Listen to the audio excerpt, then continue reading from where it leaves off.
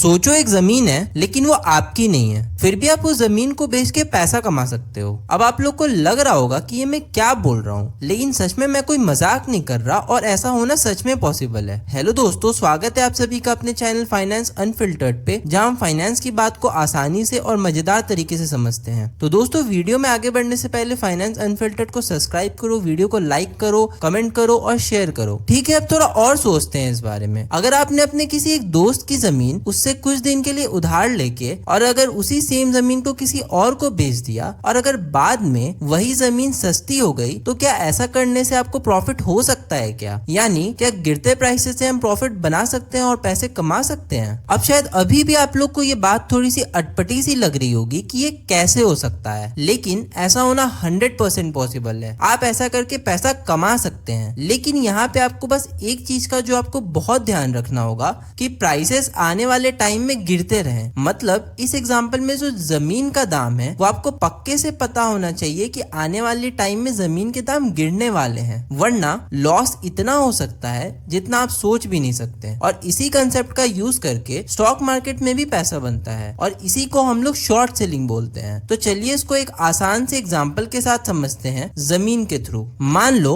आपका एक दोस्त है जिसके पास एक प्लॉट है और उस प्लॉट का आज का मार्केट प्राइस 10 लाख रुपए है। आप उससे कहते हो कि भाई मुझे 1 महीने के लिए जमीन उधार पे दे, मुझे कुछ काम है। तो आपका दोस्त मान जाता है और बोलता है कि ठीक है, मैं ये तुझे जमीन उधार पे दे देता हूँ। अब आपने उसकी जमीन टेम्पोरली उधार पे ली है और आपको कुछ टाइम के बाद वो जमीन उसको वापस भी करनी है। अब आप जो आगे करने वाले हो उसी से पूरा ये शॉर्ट सेलिंग का खेल चालू होने वाला है। तो अब आप वो जमीन किसी और को 10 लाख में बेच देते हो जो आपने अपने दोस्त से टेम्पोरली उधार पे ली थी, और आपके हाथ में अब पूरे 10 लाख रुपए कैश आ जाते हैं। लेकिन याद रहे, जमीन तो आपकी थी ही नहीं, आपको वो जमीन अपने दोस्त को वापस भी करनी है। अब मान लो 1 महीने बाद मार्केट में जमीन का दाम गिर गया और अब वही जमीन 8 लाख की हो चुकी है। तो अब आप 8 लाख में वही प्लॉट वापस खरीद के अपने दोस्त को आपने वापस दे दिया। अब समझते हैं कि इसमें प्रॉफिट आपको हुआ कैसे। तो आपने वो जमीन अपने दोस्त से उधार लेके 10 लाख में किसी और को बेच दिया था, जिससे आपके पास 10 लाख रुपए कैश आ गया था। फिर आपने वही जमीन सस्ते होने पे दोबारा 8 लाख में वापस खरीद लिया और अपने दोस्त को वापस कर दिया जिससे आपने जमीन उधार ली थी। तो जो बीच का डिफरेंस जो 2 लाख का हुआ